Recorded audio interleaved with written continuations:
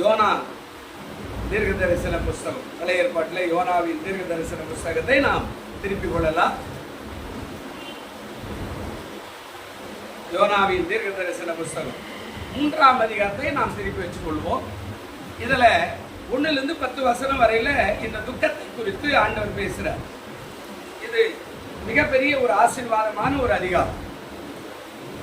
இதுல இன்னும் நிறைய சம்பவங்கள் சொல்லப்படுகிறது. அப்படின்னா, அதாவது நினிவேவை அழிப்பதற்கு தேவன் சித்தம் வச்சுட்டார். நினிவே அழிய போகிறது, அழிக்கப்பட போகிறது, அவ்வளவுதான் முடிவு. ஏன்னா பாவம் பெருகிச்சு, ரொம்ப அதிகமா பெருகிச்சு. 100% ரவுண்டா 100% ஜாயிண்ட் ஆயிடுச்சு. தேவ சமூகத்துல அவருடைய பாவம் பெருகி 100% நிறைவாயிடுச்சு. இதுக்கு மேல அவர் சும்மா இருக்க முடியாது. அந்த 100% முடியும் போது நடக்கிற சம்பவம் தான் இங்க ஆண்டவர் எழுதி வச்சுக்கிறார். இப்ப அதுக்கு வரைக்கும் அவர் சும்மா இருந்தாருன்னா ஆண்டவர் நல்லவர் இல்லைன்ற மாதிரி ஆயிடும். இப்ப அவர்களை அழிக்கணும், அவர்களுக்கான தண்டனை வரணும். அந்த தண்டனைக்கு தான் யோனாவை அனுப்புறான். ஆனா யோனா என்ன பண்றான்? அவன் ஓடி போயிடும். எனக்கு அதெல்லாம் ஒத்து வராது ஆண்டவரே, நான் அதெல்லாம் செய்ய மாட்டேன், நான் ஏன் போய் பிரசங்கம் பண்ணோம், நான் பிரசங்கம் பண்றது எனக்கு என்ன லாபம்? நிறைய பேர் இப்படிதான் ஆயிடும். நான் போய் அந்த வேலையை செஞ்சு எனக்கு என்ன லாபம்? ஆனா வேதம் சொல்லுகிறது, சபையில ஒரு குடும்ப எடுத்து போட்டாலும் கூட அதற்கான பலனை ஆண்டவர் கொடுக்க வல்லவராய் இருக்கிறார். நாம சொல்றோம் எனக்கு என்ன பலன்? யோனா சொல்றேன் எனக்கு என்ன பிரயோஜனம், நான் வரமாட்டேன். சரி போடா அப்படின்னா அவன் வேற ஒரு ஊருக்கு டிக்கெட் வாங்கினு அவன் என்ன பண்ணிட்டான்? ஓடி போயிட்டான். ஆனா ஆண்டவர் விடல, நீ தான் வரணும்.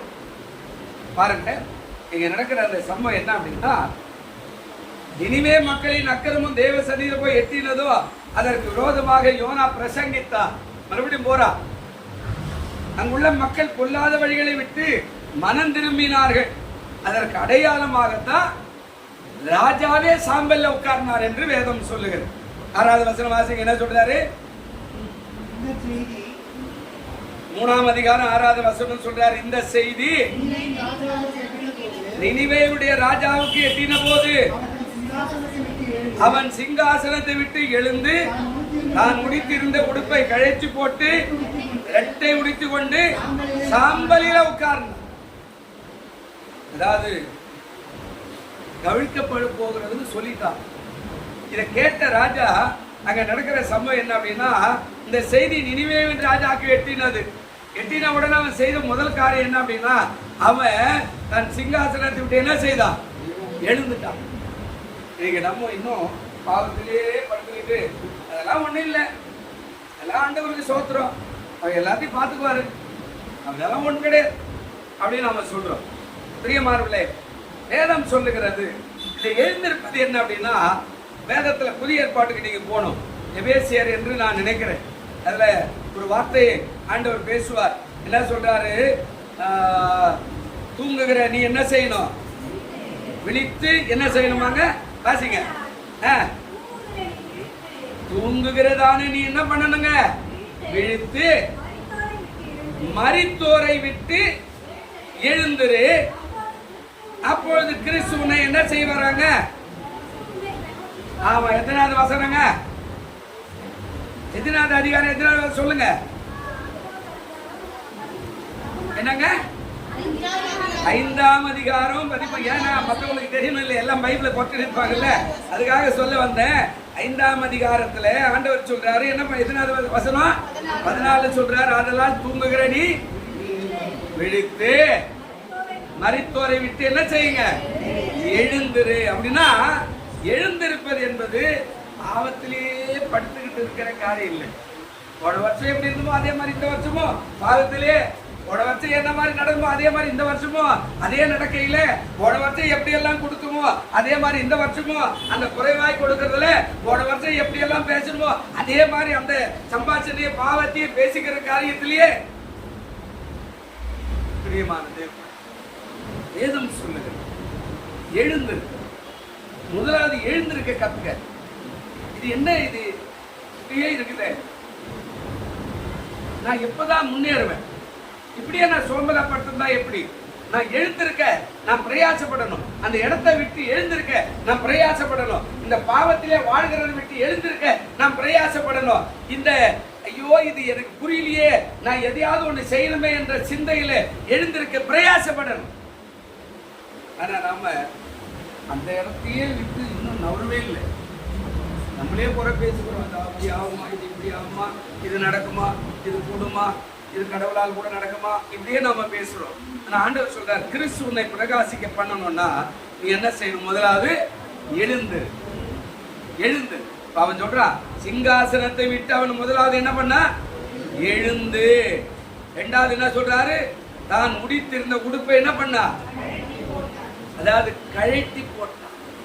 தன் அறையில மட்டும் உடுப்பை வச்சுக்கிட்டா. ஏன் தெரியுமா? துக்கமானவங்க தான் அந்த துக்கமான உடைய அணிய முடியும். சந்தோஷமான இடத்துல அணிகிற உடை அல்ல. ராஜாங்கத்துக்குரிய உடையை வச்சுக்கிட்டு இருக்கிறான். இப்ப அந்த ராஜாங்கத்துக்குரிய கலைக்கிறான், எடுத்து போட்டா. என் ஜனமே அழிய போகுது, என் ராஜாங்கமே அழிய போகுது, என் தேசமே அழிய போகுது, என் குடும்பமே அழிய போகுது, நானும் அழிய போறேன். இதுக்கு எப்பறம் என்ன ராஜாங்க உடையெல்லாம் இதெல்லாம் போட்டுக்க நான் என்ன அலங்காரம் பண்ண போறேன்? எல்லாத்தையும் கலைந்து போட்டார். அதனுடைய அர்த்தம் என்ன அப்படின்னா, நீங்க இருக்கிற காரியத்திலிருந்து எழுந்து களைத்து தூக்கி எறிகிற ஒரு காரியத்தை நாம் பார்க்கிறோம். தூக்கி எறிகிற ஒரு காரியம் கலைந்து போட்டான். அதாவது வீசி எறிந்தான் என்று சொல்லல. இது வேண்டாம், நானே அழிய போறேன், என் ஜனங்கள் அழிய போறான், என் குடும்பம் அழிய போறான், இதுக்கு எதுக்கு இந்த ஆடை? வீசி எறிந்தான். இது வேண்டாம், எனக்கு இந்த பாவம் எனக்கு வேண்டாம். நீங்க பழைய ஏற்பாட்டுக்கு போனா ரொம்ப நேரம் ஆகும். நான் கதை மட்டும் சொல்லிடுறேன். பழைய ஏற்பாட்டுல சொல்ற யோசேப்பு அவன் வேலை செய்யற எஜமாட்டி ஓடி வந்து கட்டி பிடிச்ச உடனே அவன் என்ன செய்தான்? தன் ஆடை அவள் கரத்துல விட்டு அவன் ஓடி விட்டான் வெளியே. கலைந்தான், தூர தூக்கி எறிஞ்சிட்டான். போனா போட்டான். அந்த கூட நான் மாற்று வஸ்திரங்களாவே இருக்கிறேன். அந்த காலத்துல ஒரு வஸ்திரம் வாங்குறது ரொம்ப பெரிய கஷ்டம். ஆமா, ஒரே ஒரு ஒரு போட்டுக்கிற சட்டையை வாங்குறது ரொம்ப கஷ்டம். எனக்கு எங்க எங்க எங்க கிராமங்கள்ல எனக்கு ஞாபகம், ஒரே ஒரு சேரியை அம்மாவும் கட்டும் பொண்ணும் கட்டும். ஒரே ஒரு வேஷ்டியை மகனும் கட்டுவார் பிள்ளையும் கட்டுவார். ஒரே ஒரு சட்டை அப்பாவும் போடுவார் பிள்ளையும் போடுவார். இதை நான் எங்க கிராமங்கள்ல நிறைய பேருடைய இல்லத்துல பார்த்துருக்கேன். வாங்கறதுக்கு முடியாது. அன்னைக்கு ஒருவேளை வெறும் 5 ரூபாய் தான் ஒரு வேஷ்டி. 5 ரூபாய் கிடைக்காது. நான் 5 வயசுல இருக்கும்போது இந்த கதையை சொல்றேன். ஒரு வேஷ்டி 5 ரூபாய். ஆனா இன்னைக்கு நமக்கு வந்து 2500 ரூபாய் சர்வ சாதாரண போயிட்டு ஒரு பேண்ட் ஷர்ட் எடுத்துட்டு வந்தோம். ஆனா அந்த ஒரு வேஷ்டியை கட்டி போச்சு வச்சு மகன் எங்கேயாவது முக்கியமா போனோம்னா அந்த இடத்துல நீ போய் கல்யாணத்தை பார்த்துட்டு வாப்பா. மகன் போய் வந்த உடனே அதை வேஷ்டியை வாங்கி தகப்பம் கட்டிக்கின்னு போய் கல்யாணத்துக்கு போய் நிற்பான். கிராமத்துல தான் கல்யாணம் நடக்கும். 2 பேரும் ஒன்னா போய் சேர்றது கொஞ்சம் கொஞ்சம் இறக்கப்பட்டவன் பாருங்க. இப்போ அந்த வஸ்திரம் என்ன அப்படின்னா, அவன் நீதி வஸ்திரத்தை தரிப்பதற்காக பாவ வஸ்திரத்தை கலைத்து கூற தூக்கி எறிந்தா. அப்போ ராஜாவுக்கு அங்க நடக்கிற சம்பவம் என்ன? 1 எழுந்தா, 2வது தன் வஸ்திரத்தை என்ன செய்தா? தூக்கி எறிந்தான். 3வது என்ன நடக்குது? அதாவது எழுந்து தான் முடித்திருந்த உடுப்பை கயற்றி போட்டு 3வது என்ன செய்தா? ரெட்டை உடுத்தி கொண்டான். ரெட்டை அப்படின்னா அதாவது சாக்கு உடை. என்ன உடைங்க? சாக்குனா கோணி பை. சாக்கு போய் வாங்கினோட இந்த சாக்கு கோணி இருக்கும், அதை கொஞ்சம் வாங்கினா பண்ணுவாங்க. கோணி அதாவது நானே பாவத்தில் இருக்கிறேன், என் குடும்பம் துக்கமா இருக்கிறது, என் குடும்பம் அழிகிறது, என் குடும்பத்துல வேதனை பெறுகிறது, என் தேசம் அப்படியே வாழா போகும்போது எனக்கு எதுக்குப்பா ரெட்டை விடுதுன்னா? ஏற்கனவே பழைய ட்ரெஸ் மேல அந்த சாக்கு பை எடுத்து போட்டு நான் பாவியா இருக்கிறேன், நான் துக்கமா இருக்கிறேன், நான் வேதனையா இருக்கிறேன். இதான் பழைய ஏற்பாட்டுல நடந்த ஒரு சம்பவம். பிரியமான தேவ பிள்ளைகள், அப்போ ராஜா ரெட்டை விடுத்தீங்கன்னா நல்ல கவனிக்கணும். உலகத்துல ஒரு பழமொழி இருக்கிற, அதாவது முன்னாடி போறவன் சரியா போனா பின்னாடி வரவன் சரியா வருவோம். நீங்க உங்க வீட்டு பக்கத்துல நேற்று கூட சொன்ன எறும்பு இருந்தா அந்த எறும்பு போற பாதையை நீங்க கவனி.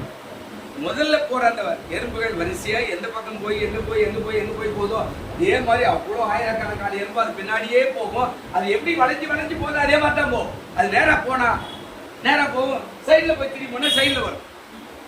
அப்போ உலகத்துல ஆண்டவர் சொல்ற ராஜா மனம் திரும்பினால் குடிமக்கள் மனம் திரும்புவார்கள். அல்லேலூயா. குடும்ப தலைவரும் தலைவியும் மனம் திரும்பினால் பிள்ளைகள் மனம் திரும்புவார்கள். அல்லேலூயா. நல்லா கவனிக்கணும். நீ நினைச்சுக்கிற என் பிள்ளை மனம் திரும்பலைங்க, திரும்புவார். நீ திரும்பினா தான் திரும்புவார். நீ திரும்பலனா அவர் திரும்ப மாட்டார். நம்மளோட நான் நல்லதாங்க கரெக்டா இருக்கிறேன் இல்ல, எங்கேயோ சர்க்கிள் இருக்கு, அதை பார்த்து உன் பிள்ளை இடறிப்பா, சரி பண்ணு. ஆண்டவர் சொல்றாரு, ரெட்டை உடைத்து முதலாவது காரியம் அவன் என்ன நடந்தாங்க, அதாவது எழுந்தான், தன்னுடைய வஸ்திரத்தை தூக்கி எறிந்தான். மூன்றாவது அவன் என்ன பண்ணா, ரெட்டை உடுத்தினான். நான்காவது எங்க உட்கார்ந்தா, சாம்பலில். நாலாவது எங்க உட்கார்ந்தாங்க, சாம்பலில். அதாவது அவன் வாழ்க்கையில ரொம்ப வருத்தப்பட்டு ஒரு உறுதியான ஒரு இடத்துல உட்கார்ந்து, ஆண்டவரே மனம் திரும்பும். பெரியமானவர்களே, இதுதான் பைபிள்ல சொல்லப்பட்ட சாம்பல் அப்படின்னா மனம் திரும்பும். இப்ப இதெல்லாம் கீழே போகும்போது நிறைய உங்களுக்கு தெரியும், இதெல்லாம் சொல்லிருந்தா நேரம். இப்ப என்ன சொல்றாரு, இவன் முதல்ல 4 காரியத்தை செய்தானே, இந்த 4 காரியமும் 4 விதமான அர்த்தம் இருக்கிற. அந்த 4 காரியத்துல முதல்ல அவன் எழுந்தான். நீங்க ஏசாயா எரேமியா 18ஆம் அதிகாரத்துக்கு உள்ள போனீங்கன்னா அங்க ஒரு வார்த்தை சொல்றார், நீ என் சமாதானத்தை கவனித்தாயானால் நலமாயிருக்கும், அது நதியை போல என்ன செய்யும், பெருகி இருக்கும். இப்ப துக்கம் வேதனை உட்கார்ந்துகிட்டே இருந்தேன்னா உன் துக்கம் போகாது. எழுந்திருக்கணும். நல்ல கவனி.